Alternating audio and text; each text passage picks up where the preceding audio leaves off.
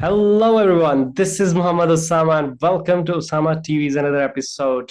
Today, our wonderful guest is none other than Neil Johns. He is an executive mindset coach and a executive mental health consultant and author to many books and that he have contributed. And today, the topic of our conversation is how to deal with stress.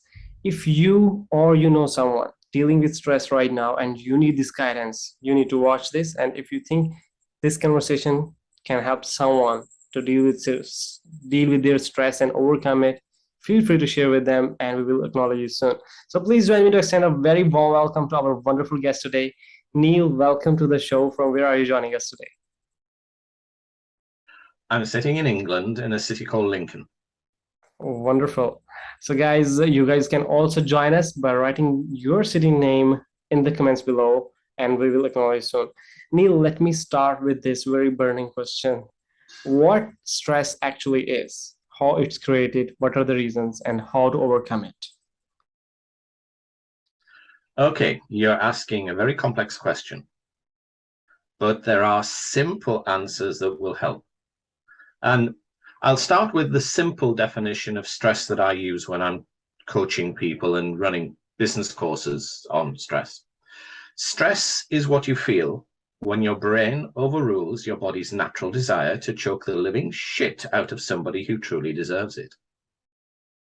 The reason I use this particular definition is because it tells you there are three different elements to stress. There is what the mind does, what the body is doing, and the environment in which they are in. All right. You change any one of those and the stress level changes. If you change them in the wrong way, the stress goes up. If you change them in the right way, the stress comes down. And the trick is to know the right way. So, what is that trick? Okay, well, there isn't one trick. The first thing you need to do is know whether you are an introvert, an ambivert, or an extrovert. All right. Simply put, when you're with other people, do you find they give you energy? Do they have very little effect on you, or do they seem to make you tired? If they give you energy, you're an extrovert. If they don't have a big impression on you, you're an ambivert. And if they make you tired and you have to take time away from them to recover, then you're probably an introvert. Got it. It's one of those simple guides that people often don't realize, that they think they're extrovert because they enjoy being with people, but they get tired being with people. And then, you know, they're an introvert who's just acting in an extrovert way. And strangely enough, doing that can make you stressed. You've got to give yourself the time off. Yes. The time alone. Okay. So recently I have the same experience, to be honest with you. I have like different groups of friends from my college, from my early childhood, from my university, from my business, from my, you know, classes that we lead on Pakistan Freelancing Plus. So specifically there, I won't mention some group, but there is a group when I spend time with them after 2 weeks, 1 hour, 2 hours. It takes me literally 3 to 4 days to get back to my actual routine. And because the reason is they always keep telling me negative things about the war, maybe whatever politics happening, different kind of things. So it takes me time to record. So I am, which category do you think I lie in? Right, that's a different issue. Hmm. That is where you need to develop more mental resilience to deal with the troubles that they're talking to you about. Got it. It's like building armor. So these things don't hit you, they bounce off. It is a form of stress. And the building the armor would be your best way forward, but that would take a practice over a period of time, 3 to 6 months. It's not a quick fix here and now. What I would suggest you do to help is look at your diet. Sounds strange. The basic chemical in stress, the key one, is called cortisol. And cortisol is a difficult chemical for the body to get rid of. If you increase the magnesium in your body, then your body has more resources to get rid of the cortisol, which means you recover faster. It doesn't stop you getting stressed. It stops you having to live with the stress. And sources of cortisol, things like almonds, very high in magnesium, so that would be good. Or dark green vegetables. They Right. also have high levels of magnesium, so they again would bring the stress levels down over time. And the other thing, seafood. If Okay. you eat fish, and particularly shellfish, they are very rich in a lot of trace elements, and they will help as well. Got it. So wonderful tips. I will definitely work on them and I will keep notes from watching the recording again. However, it's keeping notes already. So let's get back to our topic, that is how to deal with stress as general. We were talking about the three types of people and then we continue. Okay, yeah. Stress is basically what you feel when life tries to push you away from the optimum personal level of arousal. Think about a curve that goes over. We all want to be at the personal peak of that curve. But extroverts are starting on one side of the curve, introverts are starting on the other. Stress is things that moves us away from that personal peak. Strategies that reverse that, or at least stop it, are the things that stop us being stressed. When you know you're an extrovert, your hardest thing in the morning is to get yourself started. But once you're at the peak, you don't want to go too far over the top, get too excited, or you will become stressed. With introverts, the opposite is true. They have to create a calm environment for themselves so they can come to their personal optimum standard. And then any additional energy that comes in is what causes them stress. And they have to come up with strategies to do that. So for the extrovert, they need more energy in their life. For the introvert, they want to continuously make it less. For the ambiverts, the ones in the middle, they've got to do a bit of both. And they've got to juggle between the two, depending on exactly what's happening to them at the time, what sort of environment they're in. If you're an ambivert and it's a big energy environment like a disco or a party, you can be too much and you've got to calm it down a bit. If you're an ambivert and it's a quiet, like a library where everybody has to study, then it can be not enough energy and you have to step outside and get some more energy from somewhere to come back in and study effectively again. So it's a complicated thing. There are never ever simple answers, but there are simple things you can do which help. All right, wonderful. So we just covered about stress and what is it and how to deal with it in general, and what are the simple steps that we can take to overcome it, or maybe not overcome it. Don't live with it, as you just said. Take dark green vegetables with high magnesium, stop, which will help you to stop living with stress rather than overcoming it, and then you can put a little more energy to just overcome your stress. It's a wonderful thing to do. So now we will move on to our very related next topic because it's related to mental health, I would say. What is anxiety and why it's created and how people can overcome it?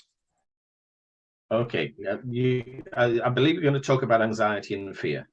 Yes. Fear is a rational response to a dangerous situation, whether it's physically, mentally dangerous, whether it's monetary dangerous, whether it's your personal danger or danger for other people. Feeling fearful at the time is natural and normal and healthy.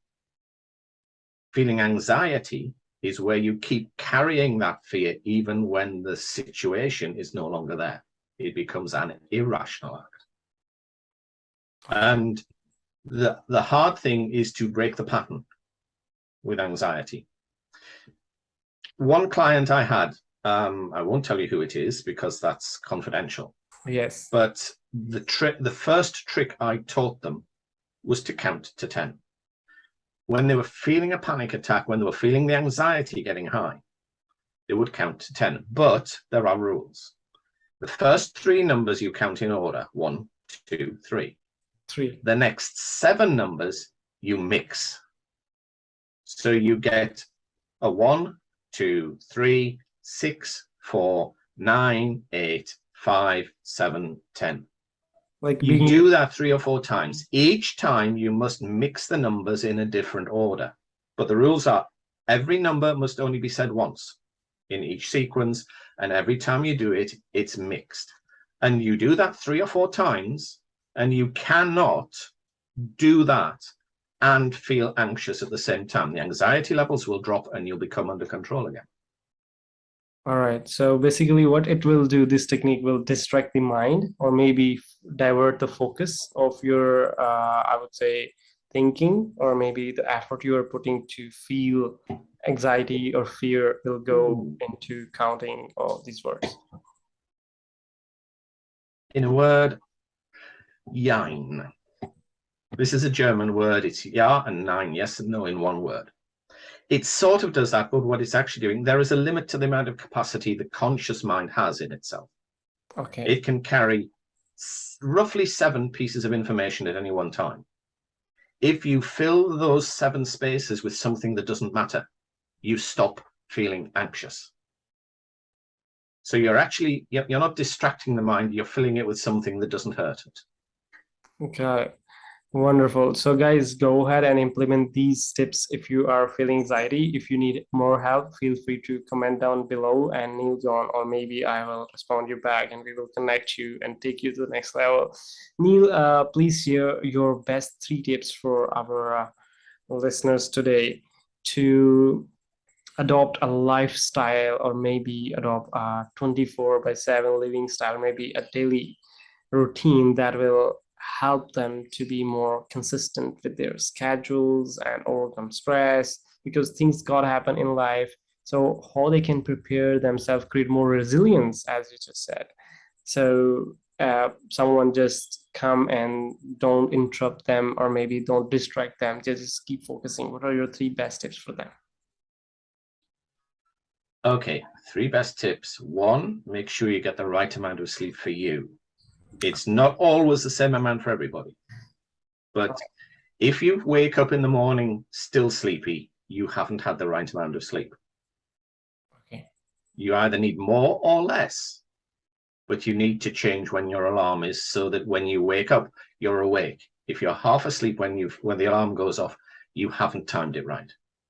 And everybody has a set of cycles of sleep. Waking up at the top of one of those peaks is the healthy time. Waking up at any other point in that cycle is unhealthy. So you've got to adjust your alarm so that you're waking up at the right time. If you have to get up at a specific time to catch a train or something like that, then you have to adjust your going to bed time so you still get the full cycles. Okay?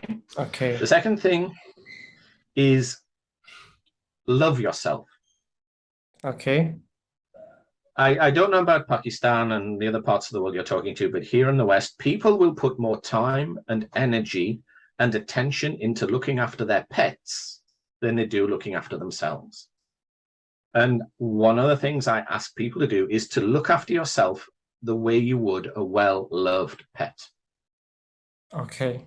Give yourself the same amount of care and attention as you would a cat or a dog or a mouse or a bird or whichever pet you happen to take to. Because only when you do that will you be looking after yourself properly. Okay. And third one? And the third thing I would suggest everybody does to avoid the worst of stress, minimize any anxiety issues, is get the right diet. Okay. So the body, we're increasingly learning through psychology that the body and the mind are so connected that if your diet is wrong, you have a higher risk of depression, you have more difficulty dealing with stress, and you can have more susceptibility to anxiety, irrational fear, rather than just being fearful when it's natural and healthy to be so. got it. So wonderful tips. So that if I can just repeat them, first is get enough sleep. Second is love yourself. And third one is have a proper diet according to your nutritionist or consultant, or maybe you know better what works for you. Wonderful tips, Niels. Neil, guys, if you really like this conversation, feel free to share with someone who can just really enjoy it and learn from it and overcome their stress management things and overcome their anxiety and fear stuff. So moving forward, we will ask Neil.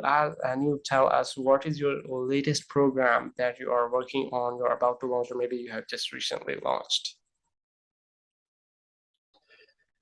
The next thing I'm working on is a series of sleep laboratories or trainings, depending on how you want to call it. We're calling them sleep labs. I'm collaborating with an African lady who produces creams and oils that help people sleep. Things like lavender is a Okay. very powerful one to help you sleep. It helps you relax. It takes the stress levels down. And we're combining that with my knowledge of what goes on inside the skull to use other methods to teach people how to get better sleep. Life is stressful. It's not getting any easier. It's getting crazy.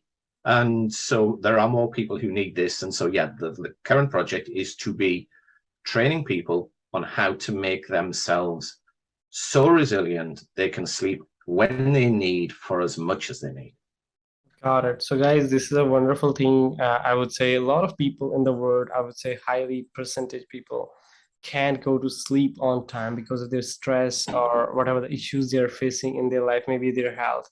So, I think this will be a wonderful idea to get and give it a try with Neil Johns and catch up your sleep simply. And we will move forward to our next segment. Neil, now we have students from our previous sessions who have a couple of questions for you. So I would definitely ask you right now in just a quick minutes. You just have to be very, I would say, not very brief and just answer them. Okay. So what the first question in the question segment is, how do we get confident when we are talking to strangers and we suddenly get nervous or stuck? Okay. Confidence comes from being relaxed, from understanding that you are a valuable person. Right. It's not that you're more valuable than the person you're talking to, but you're not less valuable either. And I mean, I am talking to you now. I have no script here. I have a general idea of what we're talking about, and everything else is simply the fact I know.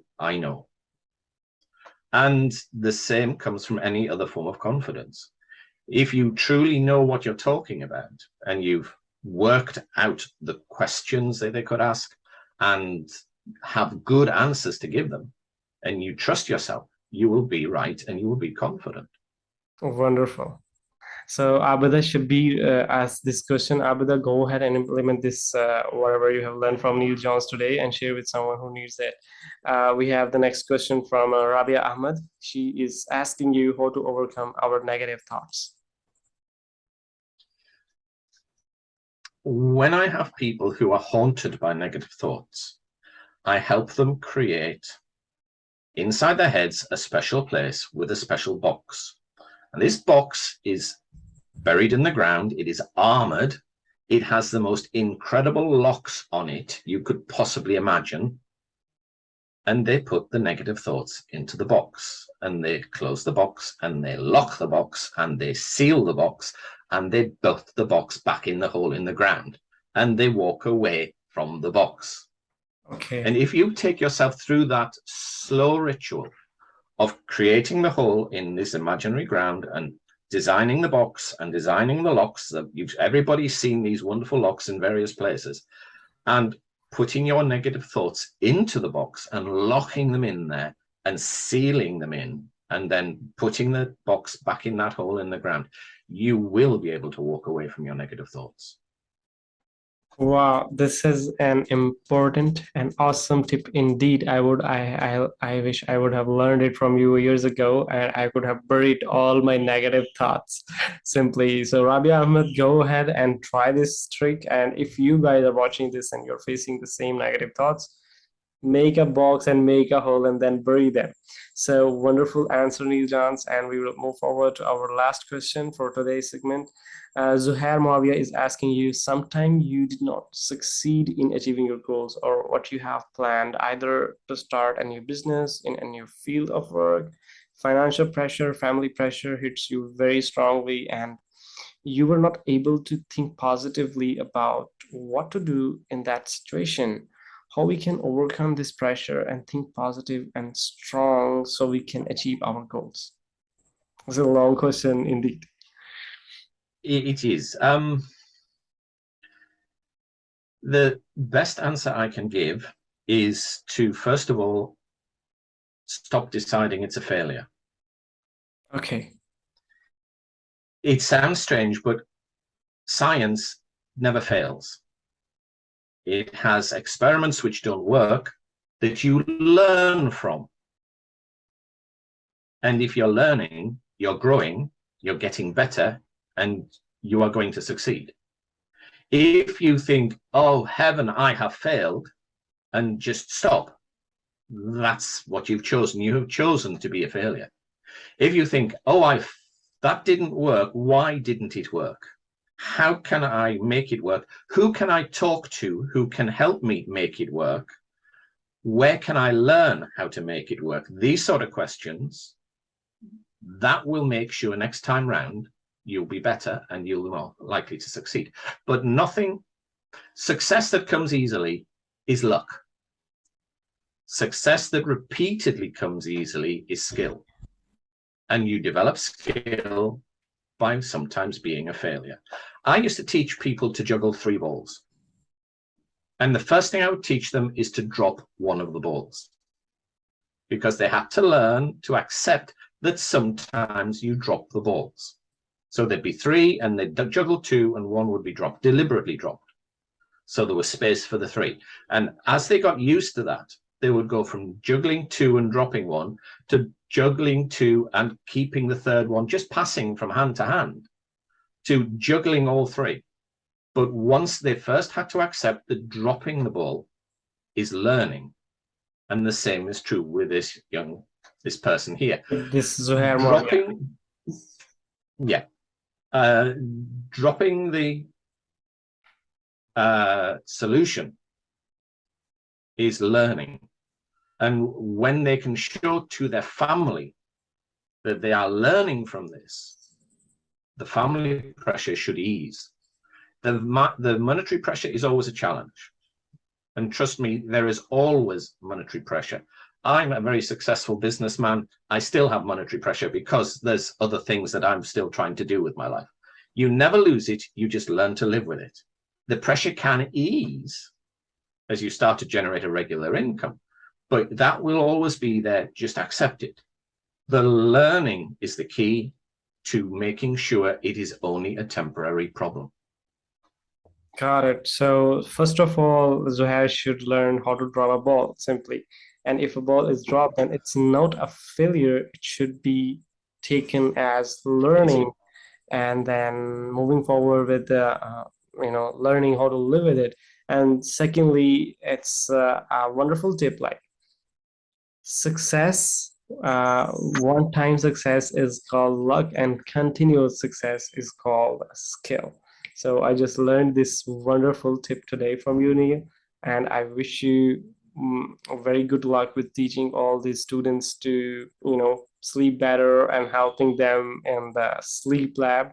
So definitely, uh, for me, I have been facing some stress in the past, like 5 or 6 months ago. We had like conflicts in here and there, and then I couldn't get to sleep right on the time, couldn't get my diet on time, and then it leaves me sleepless. So now it's overcome, but I would definitely would love to join you on your sleeping lab and take it from there. So guys, thank you so much for joining us today with Neil Johns. Hopefully you have learned something very important today. And if you think this can help anyone, please go ahead and share with them. And we will acknowledge you and we will appreciate you. Neil, what would you like to say as a final word?